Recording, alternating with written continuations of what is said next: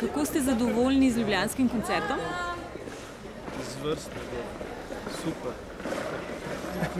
Ambient je bil zelo prijeten, ljudje so nas napolnjevali z energijo, z nami prepevali, zabavali, mi smo jim tudi dajali pozitivno energijo, tako da smo polni in lačni naslednjih koncertov.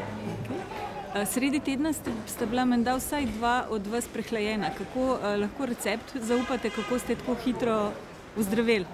Če bi pa ta recept dobili, bi bili pa potem cel svet ves čas zdrav. Ja, tega pa ne povemo. A ja, tega ne poveste. Temu se reče glasbena, vokalna, glasovna higiena. Okay. Kam gre letos herojka na počitnice? Si boste privoščili kakšne počitnice?